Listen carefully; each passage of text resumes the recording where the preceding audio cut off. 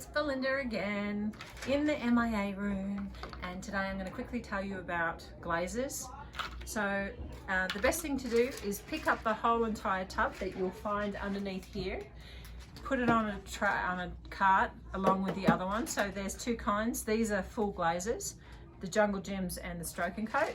Put them on, grab your ceramic brushes here, they're underneath there too.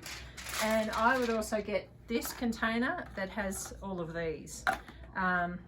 So load it all up along with some pallets and take it into the classroom.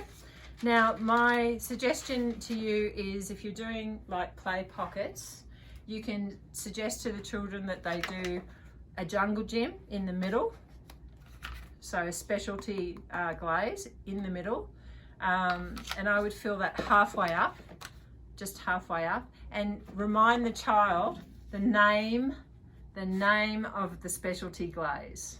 That's the trick. They need to remember the name, and most of them do because it's kind of a fun name. And then they can add 2 to 3 of these, which is a solid color, on the outside, so they can use that for painting. Now the biggest trick is, if you're on your own, it's a lot of work. I would suggest having at least 3 volunteers. And if you're doing it on your own and you've only got you and the teacher, then I would go ahead and shake all of them as much as you can, and then pop the lids off, like snap them off and line them up on a counter. Because then you're not flipping lids, if that makes sense. So then you grab your palette, put this one in first. You'll have to keep the lids on these ones though.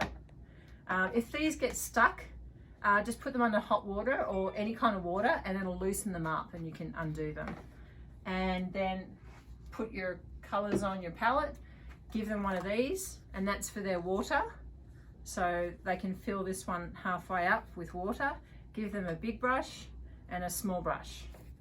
And then they're responsible for cleaning their brushes, or get somebody to clean all the brushes, get another child to clean all of these and these.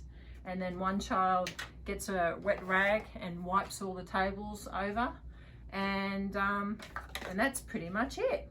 And then just make sure everything's cleaned up at the end, and these are dry, not wet, when you put them back in here. And also you might want to give them a bit of parchment paper so they can put their pocket on the parchment paper while they're painting. So you can just throw this away when you're done. As you can see, they can come up with all different kinds of designs when they have an array of colors. It will take you a lot longer if you do it this way.